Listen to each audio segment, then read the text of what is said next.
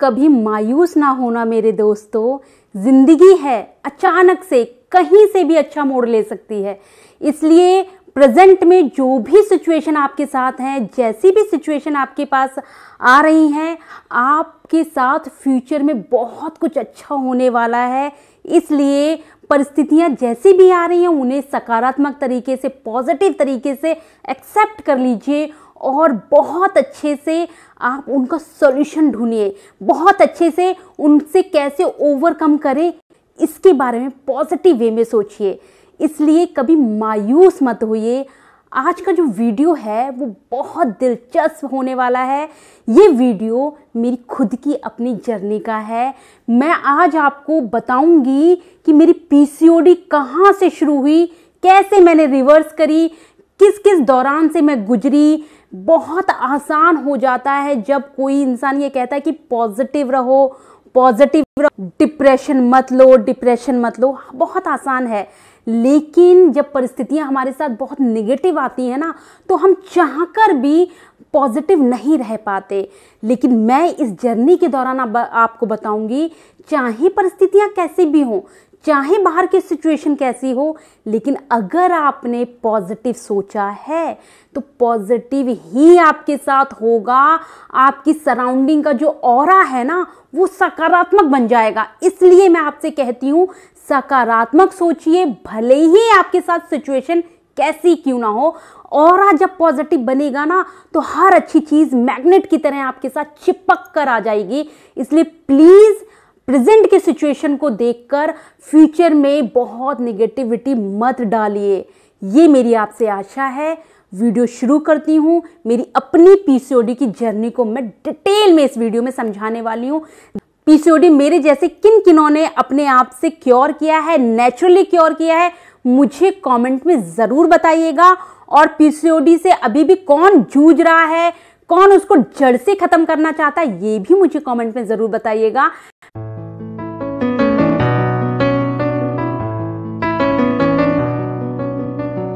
नमस्कार दोस्तों, नीलम कृष्णा चैनल में दिल से स्वागत करती हूँ। बहुत स्वस्थ हैं, बहुत पॉजिटिव हैं, हमेशा के जैसे सकारात्मक सोच रहे हैं, मेरे साथ बने हुए हैं और उम्मीद करती हूँ मेरे सभी वीडियो को आप लोग बहुत प्यार, बहुत रिस्पेक्ट दे रहे हैं। Thank you so much.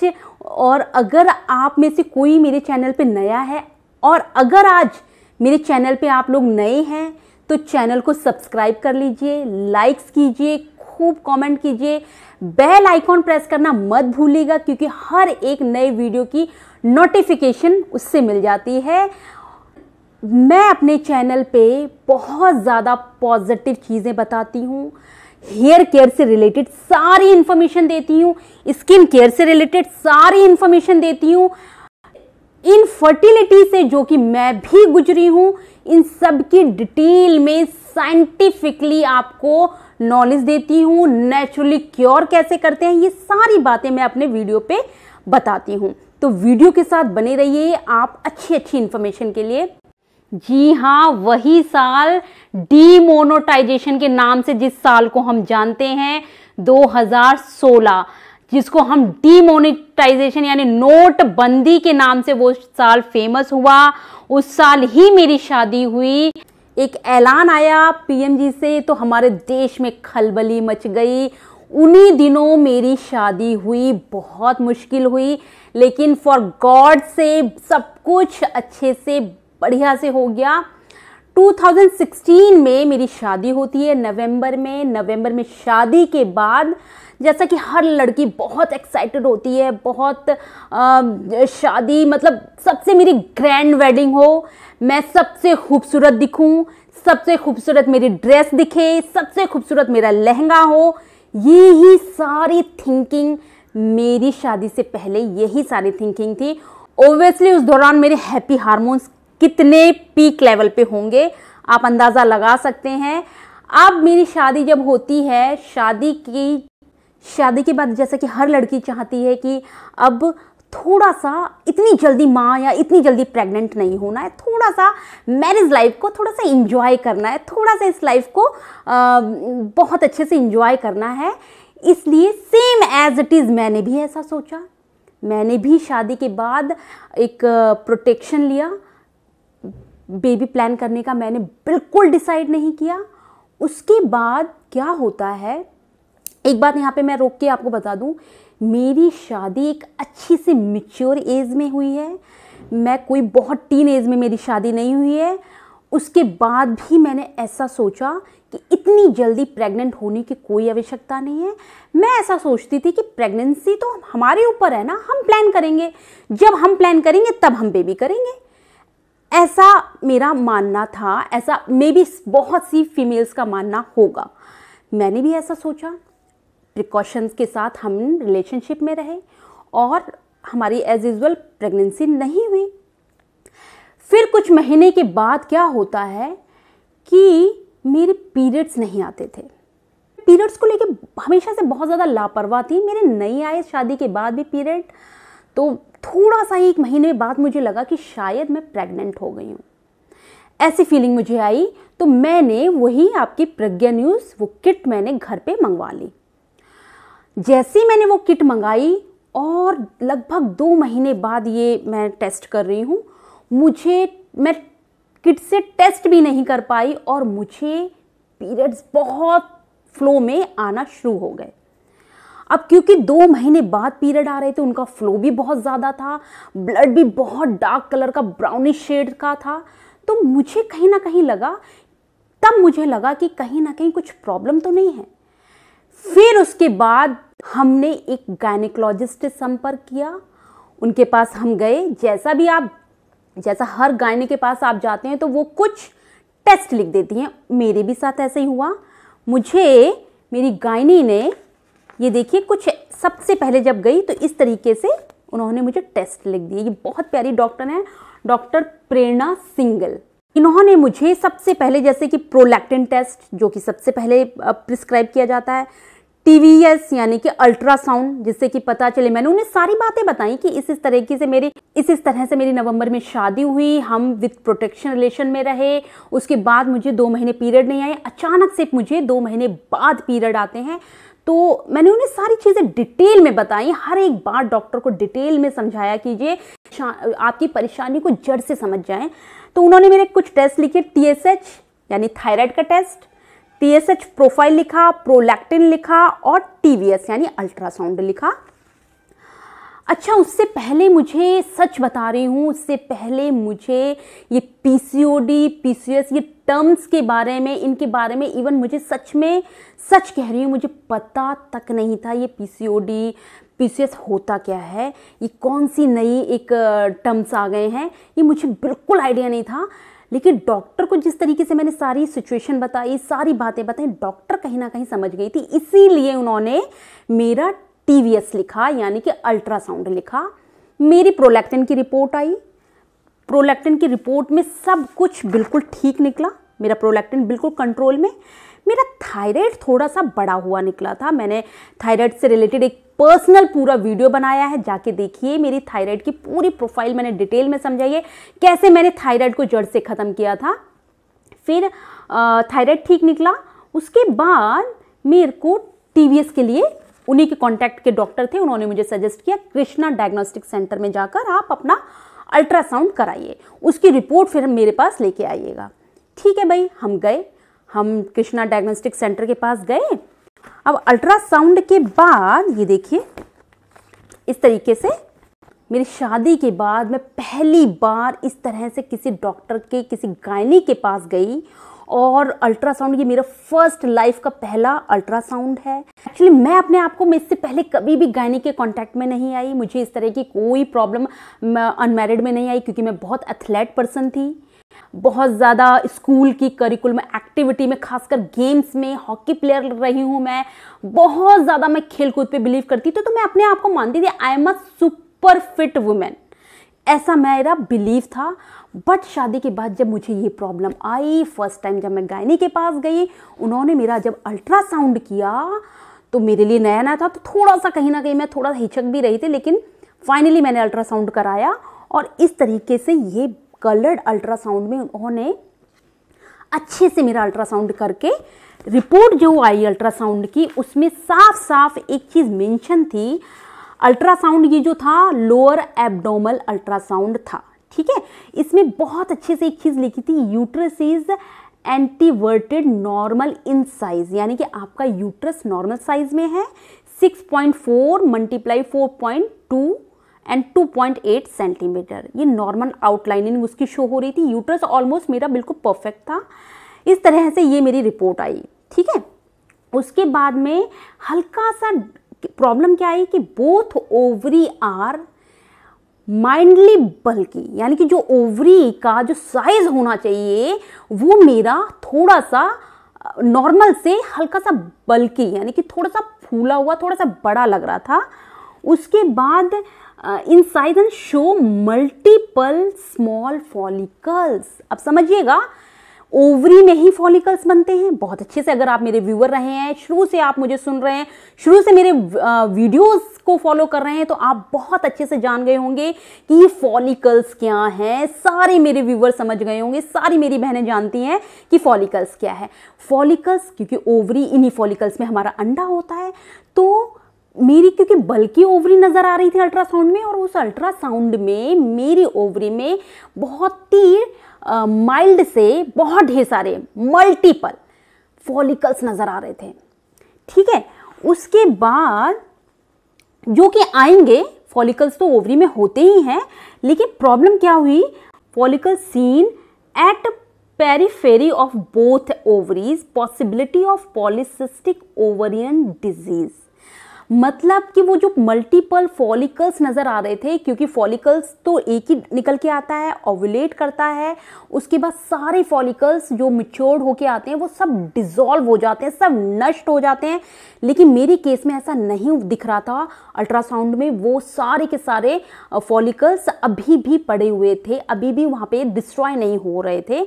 तो यही फॉलिकल्स जब ओवुलेशन के लिए जो फॉलिकल्स आगे आता है, अंडा निकालता है, फर्टिलाइज होता है ना, फिर इम्प्लांटेशन हो जाता है। और बाकी के जो साथ में फॉलिकल्स आ रहे होते हैं, वो सारे फॉलिकल्स को क्या हो जाना चाहिए, जब फॉलिकल एक डोमिनेट बन के बाहर आ गया, बाकी के सारे फॉलिकल को अगर नॉर्मल सारी सिचुएशन है तो बाकी के सारे फॉलिकल्स क्या हो जाते हैं, डिस्ट्रॉय, नष्ट हो जाते हैं, पूरी की पूरी डिसॉल्व हो जाते हैं। बट मेरे केस में ऐसा नहीं हुआ। इसी को कहते हैं PCOD, यानी कि डोमिनेट फॉलिकल का सिलेक्शन हो गया।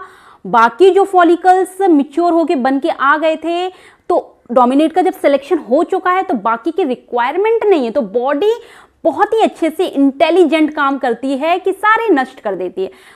ऐसा मेरे ब्रेन से किसी तरह से मेरी ग्लैंड मैसेज नहीं पास कर रही थी कि वो डिस्ट्रॉय करें। कहीं ना कहीं हार्मोनल प्रॉब्लम हो गई है, मतलब मुझे, इसी को कहते हैं पॉलीसिस्टिक ओवेरियन डिजीज। और उसके बाद प्रॉपर मेरी रिपोर्ट में लिखा था कि right ovary major 40 × 26 mm with volume of approx 12 cc. It contains 16 × 14 mm thin walled cyst with internal and suggestive of hemopheric cyst. तो ओवरऑल पता क्या लगा, ओवरऑल ये पता लगा कि मेरी ओवरी में हल्के हल्के सिस्ट दिख रहे थे मेरे अल्ट्रासाउंड में। क्योंकि बहुत ज़्यादा जो लिक्विड उस दौरान, उस टेस्ट के दौरान कुछ लिक्विड भी पास किया गया था, और वो अच्छे से लिक्विड पास होते हुए मेरे पेल्विक एरिया में दिख नहीं रहा था। इसलिए डॉक्टर ने एक पॉसिबिलिटी दिखाई। ये सब पॉसिबिलिटी होती है, अंदाज़ा लगाया जाता है, एग्जैक्टली कितनी बड़ी है कितनी है सिर्फ एक अनुमान होता है। तो उन्होंने अंदाज़ा लगा दिया कि मुझे पॉलीसिस्टिक ओवेरियन डिजीज़ हो गई है। अब बात आती है, ठीक है, ये मेरी पहली बार अल्ट्रासाउंड की रिपोर्ट में, जिसमें साफ साफ डिटेक्ट हो गया कि मेरे दोनों ओवरी में सिस्ट हो गए। फिर इस रिपोर्ट को लेकर जब हम डॉक्टर के पास विजिट मैंने किया, डॉक्टर ने मेरी जब रिपोर्ट देखी, रिपोर्ट देखने के बाद डॉक्टर ने साफ साफ कह दिया, बड़े इजीली वे में, बड़े बहुत ही सामान्य तरीके से डॉक्टर ने मुझसे कहा कि आपको ना PCOD हो गया है। पहली बार ये वर्ड मैंने सिर्फ डॉक्टर के मुंह से सुना था कि PCOD मैम क्या होता है। उन्होंने मुझे फिर डिटेल में समझाई ये वाली बात। मैं थोड़ा सा शॉक्ड हुई, क्योंकि मैं अपने आप को बहुत हेल्दी समझती थी कि मुझे फिजिकली कोई प्रॉब्लम हो ही नहीं सकती, क्योंकि मैं तो बहुत हेल्दी हूँ, बहुत अच्छा खाती हूँ, बहुत खेलने कूदने वाली रही हूँ। इसमें बहुत अंतर है। जब मैं खूब खेलती थी स्कूल टाइम में, जब मैं बहुत एक्टिविटी में इन्वॉल्व रहती थी, तब ये प्रॉब्लम मुझे हो ही नहीं सकती थी। लेकिन जैसे जैसे लाइफ में मेरा एक्टिविटी कम हो गई, जैसे जैसे मैं बहुत ज़्यादा लेज़ी लाइफ मैंने अपना ली, बहुत शादी के बाद बहुत नई नई चीज़ों को ट्राई करना, नई नई डिश को एक्सप्लोर करना, नई नई जगह घूमना, मैं बहुत ज़्यादा हार्डकोर फूडी हूँ। मुझे खाना, नई नई डिशें एक्सप्लोर करना, नई नई डिशों को टेस्ट करना, आई लव इट, मुझे बहुत पसंद है। तो मैंने बहुत फुल ऑन एंजॉय किया, बहुत मस्ती करी, बहुत ज़्यादा घूमती थी, बहुत ज़्यादा सारी चीज़ें मैंने, तो कहीं ना कहीं इन सब की वजह से ही मुझे ये प्रॉब्लम हुई। मैंने मेरी नवंबर 2016 में ये प्रॉब्लम हो गई होगी।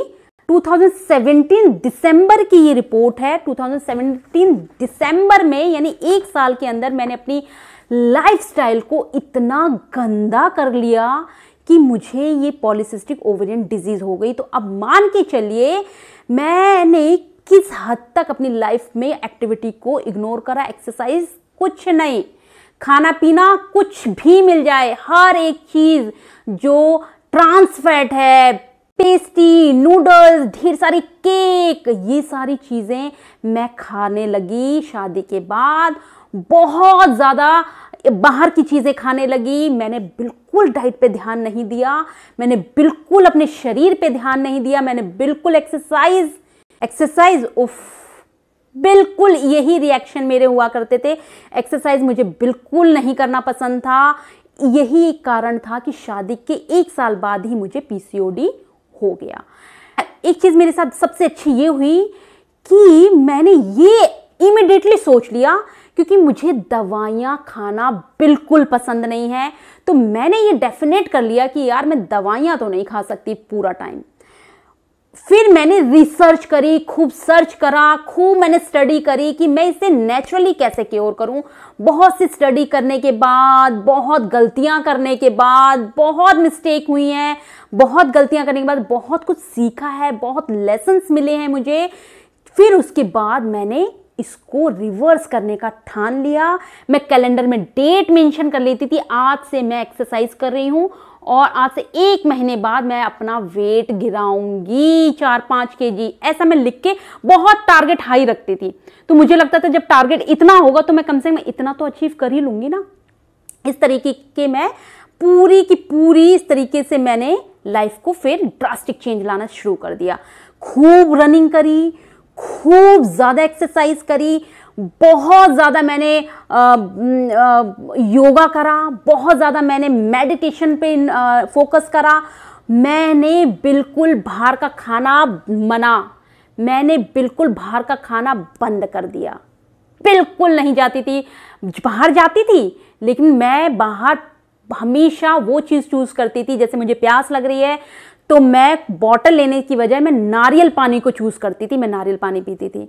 अगर मुझे बहुत भूख लगी तो मैं फ्रूट को ले लेती थी, फ्रूट खरीद लेती थी, फ्रूट खा लेती थी। मैंने ऐसा नहीं है कि मैंने अगर लाइफ चेंज की है तो मैंने घूमना फिरना बंद कर दिया। मुझे घूमना फिरना बहुत पसंद है, बहुत अच्छी अच्छी नई नई जगह एक्सप्लोर करना पसंद है, तो वो चीज़ें मैंने बंद नहीं करी। लेकिन मैंने ये चीज़ अच्छे से ठान ली कि मुझे अपनी इस बीमारी को क्योर करना है किसी भी कीमत पर। जब मैंने ये ठान लिया तो मैंने ये इस ओर काम भी किया। जब आप कोई चीज़ बहुत पॉजिटिवली ठान लेते हो ना तो उसकी ओर बहुत सिंसियर होके काम भी करते हो। और बिलीव नहीं करोगे, ये मैंने बहुत स्ट्रांगली डिसीजन लेकर खूब मैंने एक्सरसाइज करी, मैंने अपना वेट बहुत रिड्यूस किया। ये देखिए इतना मैंने अपना वेट कर लिया था और इस तरीके से मैं दिखने लगी थी, बहुत ही ज़्यादा अपने आप को बहुत अच्छा फील करती थी। लेकिन अभी भी मैंने अल्ट्रासाउंड चेक नहीं कराया, लेकिन मेरे पीरियड रेगुलर हो गए थे तो मैं समझ गई थी कि मैं पूरी तरीके से ठीक हो गई हूँ। जब ऐसी फीलिंग रखकर आप कोई भी काम करते हैं तो वो काम आपको 100% रिजल्ट देता है। इस चीज़ को आप मान के चलिए।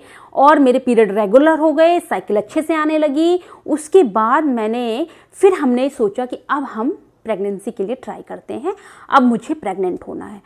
2019 में मैंने फिर एक अल्ट्रासाउंड कराया। अल्ट्रासाउंड ये मैंने फिर दोबारा से जब अल्ट्रासाउंड कराया, ये 2019 में अल्ट्रासाउंड कराया है, सॉरी 2020 में मैंने जब अल्ट्रासाउंड कराया, फिर इस अल्ट्रासाउंड में मेरी दोनों राइट ओवरी, लेफ्ट ओवरी बिल्कुल normal, your thickness is perfectly good, follicles of different size are seen in both ovaries and इस तरीके से मेरी रिपोर्ट बिल्कुल परफेक्टली निकली। डॉक्टर ने कहा, मैंने उन्हें बता दिया कि इस तरीके से मेरा डिटेक्ट हुआ था, लेकिन जब दोबारा अल्ट्रासाउंड आया तो मेरी एक भी ओवरी में सिस्ट नहीं थी, मेरी एक भी ओवरी पूरी तरह से परफेक्टली अच्छे से क्योर हो चुकी थी। पूरी तरीके से उसकी थिकनेस, उसकी लेफ्ट साइड साइज, उसका जो बल्कि पहले वाले अल्ट्रासाउंड में आया था, पूरी तरीके से ये ठीक हो चुका था। तो मैंने सोच लिया कि मैं अच्छा हुआ कि मैं दवाई के चंगुल से बच गई। मेरा एक यही था कि मुझे दवाई नहीं खाना है। इसी चीज़ ने मुझे मोटिवेट किया, इसी चीज़ ने मुझे आगे बढ़ाया और इसी चीज़ से मैं बच गई साइड इफ़ेक्ट से। क्योंकि पीसीओडी को ठीक करने के लिए जो मेडिसिन दी जाती है वो गर्भ निरोधक गोली होती है। गर्भ निरोधक गोली वो 21 दिन तक खानी होती है कंटिन्यू सेम टाइम पर, और 7 दिन का गैप होता है। जब तक वो खाते हैं आपके पीरियड रेगुलर हो जाते हैं। जैसे ही आप उसे बंद कर देते हैं आपके पीरियड फिर से इरेगुलर। तो मैं समझ गई थी ये बीमारी कोई बीमारी नहीं है, ये लाइफस्टाइल डिसऑर्डर हुआ है मुझे। मैं लाइफस्टाइल को ठीक कर इसको ठीक कर लूँगी, और मैंने किया। इसलिए बहुत ज़्यादा पॉजिटिव वे में इस बात को मैं आपसे शेयर करती हूँ, आपको बताती हूँ। प्लीज़ निराश मत होइए, ठानिए, डिसीजन लीजिए कि नहीं, मुझे अपने साथ पीसीओडी को नहीं रखना है, जड़ से ख़त्म करना है। आप जब ऐसा ठान लेंगे ना तो उस ओर आप बहुत स्ट्रांगली काम करेंगे, बहुत स्ट्रांगली काम करेंगे। मैं बाहर घूमने जाती थी, मुझे लोग ऑफर करते थे, अरे ये खा लो। नो, क्योंकि मैंने ये डिसाइड कर लिया था कि मैं बाहर का नहीं कुछ खाऊंगी, तो मैंने नहीं खाया। ऐसा नहीं है मैं अब नहीं खाती हूँ क्योंकि मैंने पीसीओडी को पूरा क्योर कर लिया और कॉन्शियसली सोच लेती हूँ कि हाँ ये चीज़ मुझे ज़्यादा नहीं खानी, मॉडरेट वे में अब मैं खाने लगी हूँ। बाहर का भी ऐसा नहीं है, लेकिन पीसीओडी को क्योर करके मॉडरेट वे में अभी भी, क्योंकि पीसीओडी एक लाइफस्टाइल प्रॉब्लम है, अगर अभी भी लाइफस्टाइल खराब रखूंगी, अभी भी लाइफस्टाइल को डिस्टर्ब करूंगी, फिर से हो जाएगा। हर किसी को हो सकता है, हर किसी को ये प्रॉब्लम हो सकती है। इसलिए एक तो ये दिमाग से निकाल दें कि मेरे साथ ही क्यों हुआ, मेरे ही इरेगुलर पीरियड क्यों है। ये किसी के भी हो सकते हैं जो लाइफस्टाइल को सही से नहीं मैनेज करके चलता है।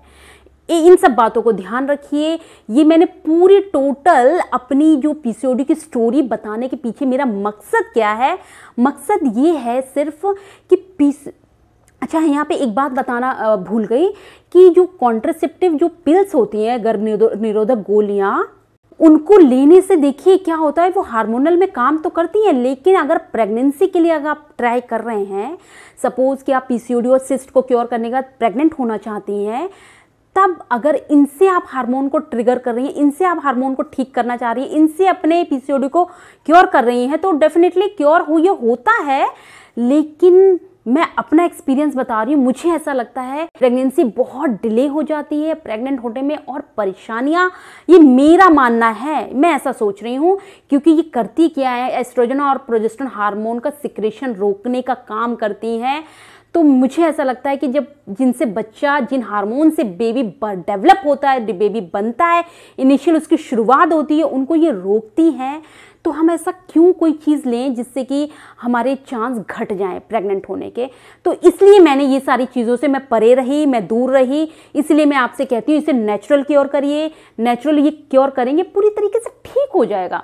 आप मेरे साथ बने रहिए, मेरे साथ मेरे वीडियोस देखिए, मेरी एक्सरसाइज देखिए, मैं जो ब्रेकफास्ट में डाइट डाल रही हूँ उनको देखिए, उनका इंटेक कीजिए, डेफिनेटली ये क्योर हो जाएगा।